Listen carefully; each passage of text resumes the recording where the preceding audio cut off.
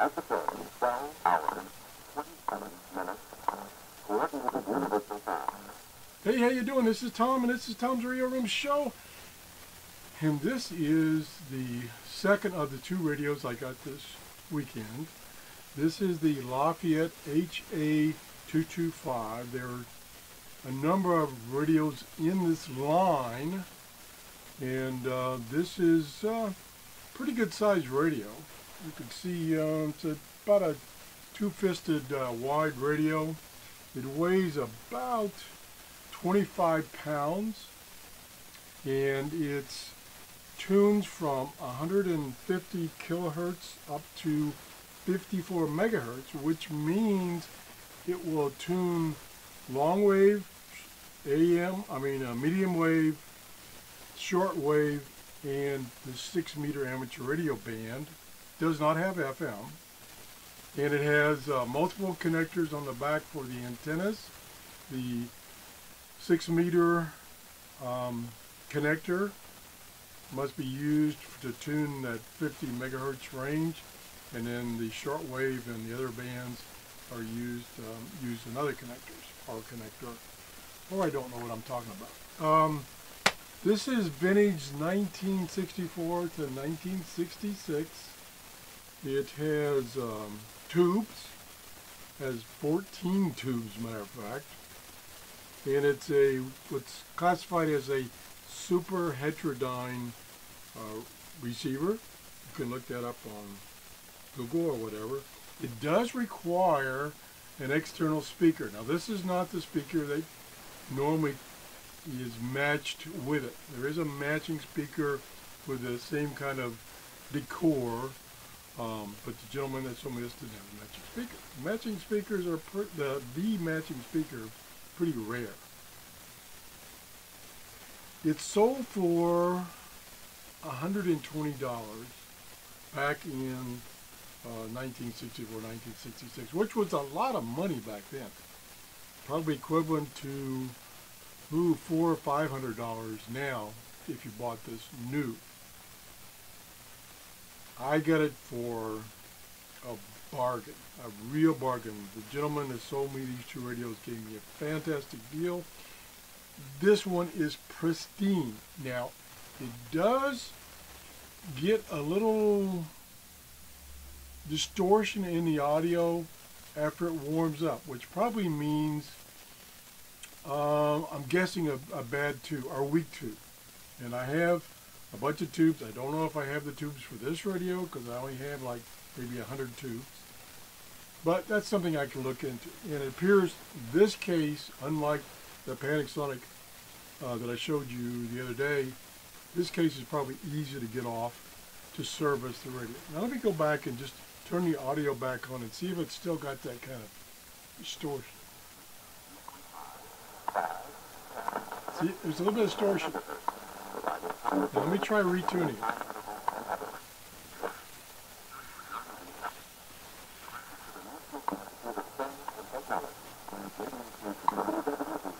Now I'm still getting that little bit of distortion. Didn't have that for the first 5 minutes it was on. Usually is an indicator of a tube or a capacitor going back. I'm going to try one thing. Sorry for the reflections there. I'm going to try one thing. I'm going to try turning it off and on. Turn it off. Whoops. That doesn't turn it off. The switch turns it off. And it does take, because it's a tube radio, it does take about a minute or two to warm up before you get any audio. So we'll leave it off for a few seconds here, and then we'll turn it back on. See if the audio changes. Warming up.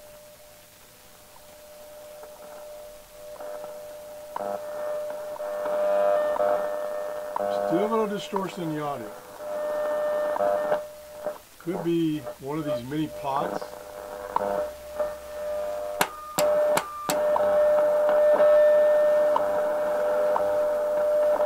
Could be antenna trimming. No, the signal's strong enough I don't need to use the antenna trimmer. Pretty clear now. So let's go through the radio real quick. On-off switch. 12 hours, 32 Yeah, that's clear.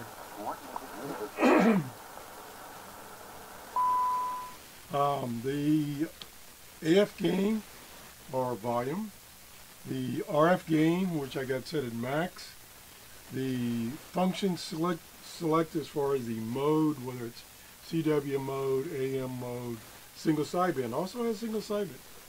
The BFO, beat frequency oscillator to tune single sideband. The band selection, it has 5 different bands, and it has, we go on down, selectivity control and frequency control. This is what's called the Q multiplier section. I won't go into what that is. You can, again, Google that. And a MVC, I'm not sure what that is. And a AVC, I know what that is, automatic volume control. Not sure what the MVC is. And then a receive and standby switch in case you're using this with a transmitter. Old school, when you transmitted, you had to turn off or disable your receiver so that you didn't transmit right back in the receiver. And then this is the main tuning dial, and this is the band spread. And they're on separate scales. The band spread is down here. Band spread meaning fine tuning. That's down here, and then the main tuning is up here. Like I say, this radio is pristine condition. And then this is the antenna trimmer to try to tune your antenna to the frequency you're listening to. That's about it. So let's see if we can scan the band a little bit here. That was WWV at 5 megahertz, and it is 7:30 in the morning here in Clearwater, Florida.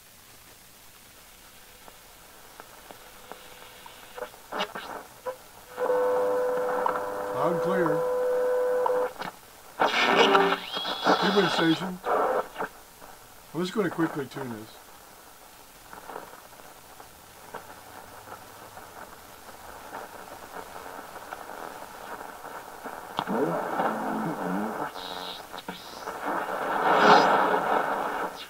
Listen, if that's gonna go, we're gonna dance it. Simple. He quit praying about it. Second, he substituted that. That's one of the religious stations, possibly in Nashville, Tennessee, or down south of Florida. It's coming in really strong. The S meter is buried right here. It's at this level, you know, I'm up an angle looking at it this way. At this level, it's a little hard to see the S meter if it's pegged, because it'd be way up here at the top. If you were looking at straight on, you could see it very easily. I'm going to do a little more tuning. It's Jacob and his mother. Yeah, another thing is, this is a cheap boombox speaker. I don't know, excuse me, I have no idea what the impedance is. The radio is expecting a 8 ohm speaker. This could be a 100 ohm speaker. I don't know. Just the speaker I had, hooked it up, and it was working. Upon God, they become super activators. As they begin to slip in the spiritual dimension, you will find... Okay, that's clear. There's nothing wrong with that audio. So it could be, again, it could be a tube warming up. It could be some context. Even the socket to tube interface could be a little cruddy. Now, this has probably been in storage for quite a while. He did say that he stores all his radios indoor in the air conditioner. Excuse me, early in the morning I had to clear my voice. Sorry about that. They were talking to him. You know what my biggest problem with employees Perfect. is? Let's go on. Oh, I'm...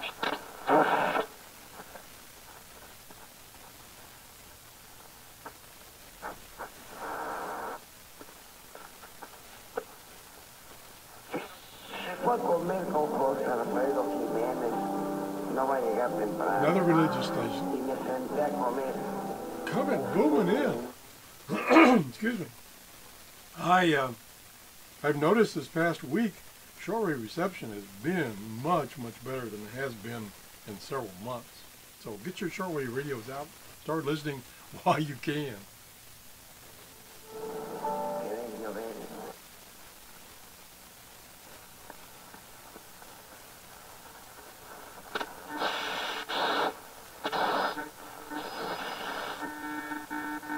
There's some kind of data or radar.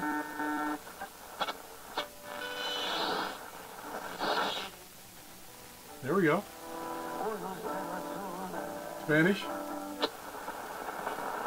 Well, let's zoom up a little higher. Let's go up to 10 megahertz.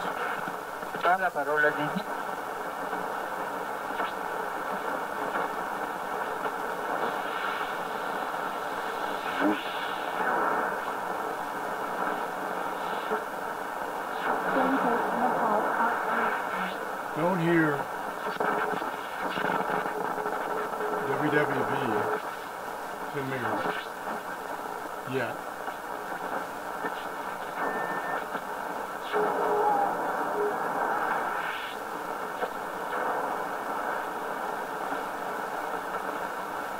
I have noticed, and probably you've noticed too, that a lot of these stations will broadcast around WWV frequencies, 5 megahertz, 10 megahertz, 15. So a lot of times you can't hear WWV because those other stations are coming in right on top of it.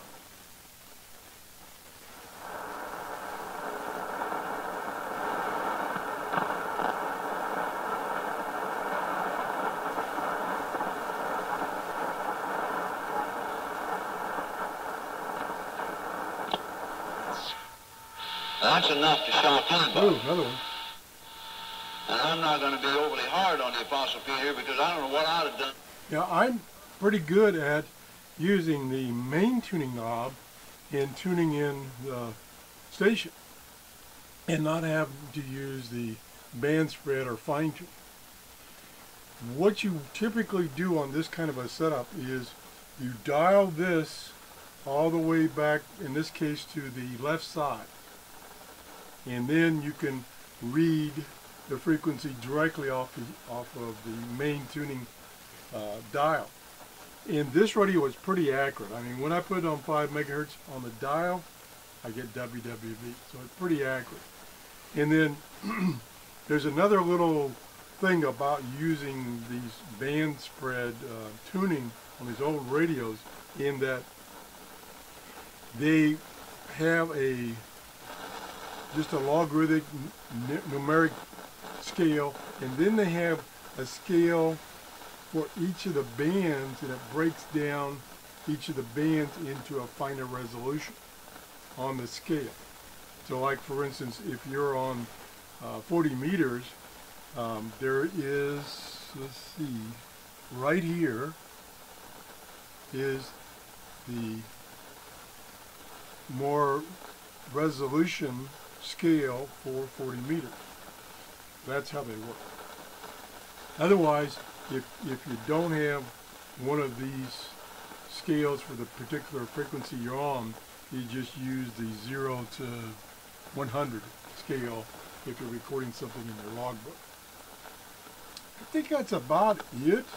I could try to turn it around and show you the back of it. Yeah, let's go for it. Can't always break it, right?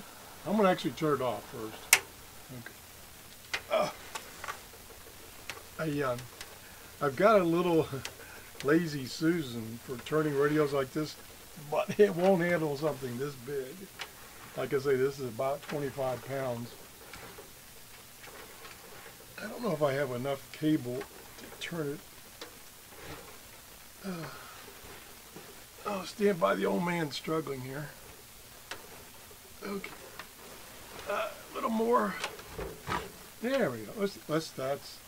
There's what I'm up against, is the antenna cable. Now, what the antenna I was using is the 31-foot MFJ vertical antenna. And I might be able to get it off. I kind of strained it. There we go. Got it off. Now maybe I can turn the radio down a little bit. There we go. Okay, there's the back of the radio. Here's an AC output. If you want to hook up something else to it. This is old school power. In other words, the power cable, which it looks like it's either the original cable is pristine or it was replaced, because the cable, the power cable, which is over here, is like brand new. And it's only 2-prong. There's no 3-prong to it. So you have to be a little careful how you plug it in, because it's not even keyed, so you could easily plug it in reversed.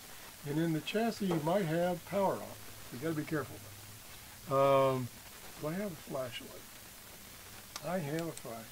So we have the 2 maintaining connectors, antenna connectors. Turn that off. This one is for wire antennas. This is the coaxial cable, which is what I was using. This is the connector for listening to 6 meters, which is around 50 megahertz. So it has an external connection into the radio for that. This is a recording output if you want to use a cassette recorder or whatever, or even your computer to record the output of the radio. Most likely it's at a fixed level, so no matter how much you change the volume control or AF gain control in the front, this is going to stay at a fixed level. And then you have your speaker connections here. Whoops. I'm using the flashlight so I can read it. You have your speaker connections here for 8 ohms, and it's like 5,000 ohms. So I chose the 8 ohms, which is approximately what this might be. I don't know. You have a fuse holder here, and then your AC power. If I look back in this chassis, the chassis itself is extremely clean. Maybe a little dusty. That's all. All the tubes look in good condition. Like I say, I think this case would be pretty easy to get off. Oh, this here is the zero adjust, it says, and I think that is for the meter on the front to adjust its reading to make it more accurate. I think that's about it. Do you have any questions about this radio? The gentleman, like I said, gave me a super bargain on this. He's got, I'd say about 3 or 4 more radios, but they're all much larger, and I just don't have room for them. Like I say, I'm tempted to call him and ask him if I could rent them, just so I can show them to you, and then give them back to him, so I let him worry about storing them, because I have no room to store them. I just knocked off the speaker connection. Yep, well, I'll fix that later. Yeah, that's about it. If you have any questions, please leave a comment or send me an email to trrs73@gmail.com. And again, this is the Lafayette. Remember the Lafayette stores? They were similar to the Radio Shack stores in direct competition. I liked the Lafayette stores much better. We have had one here in Clearwater, and they seem to have a better selection of stuff. Although I don't think it was as big, but it just seemed to be a little higher quality. I kind of miss them, and of course now Radio Shack is finally bit the dust. So anyway, thanks for watching. Have a great day. Bye-bye.